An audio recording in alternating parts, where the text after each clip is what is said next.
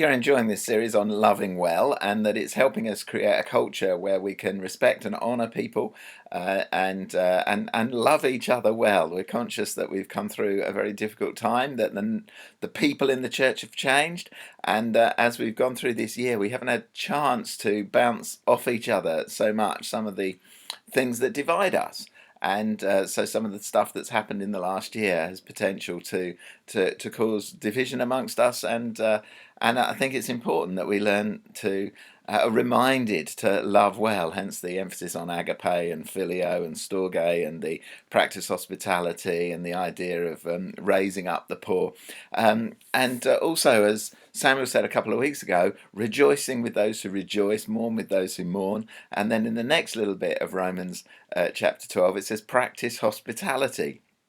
No, it doesn't. It says live in harmony with one another, and so I just wanted to explore this live in harmony. And I found that the translations don't really agree, and the Greek is a bit odd, and it has this combination of towards, around three words for mind in that in those couple of verses. So don't be conceited, don't be proud, and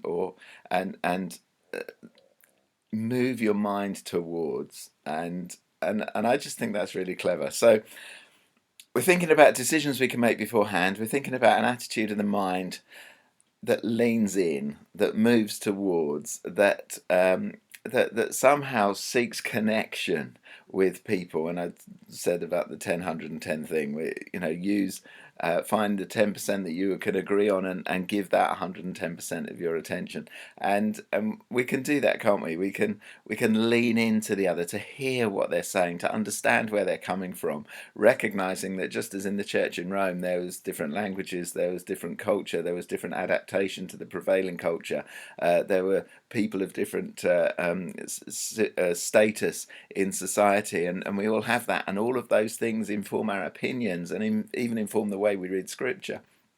And so we need to lean in to hear one another.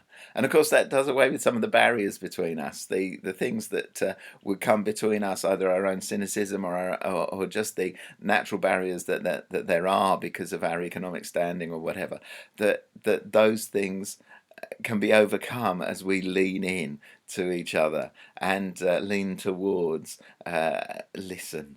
And so I just thought it was really worth exploring that as an expression of our love for one another, to really hear one another. And it might be that there's stuff that you want to say tonight that you want people to hear, but more than that, I think it's a commitment to do this stuff, and to do it to all levels of society. Don't be afraid to look down. Paul says, listen to the slaves, lean into those who are so much worse off than you, and he also says, don't be proud.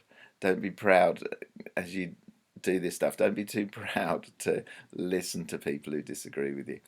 Have a good time as you talk about this stuff, and I hope it'll be really helpful as we seek to build a culture of loving well. Bless you. See you in a bit. Bye bye.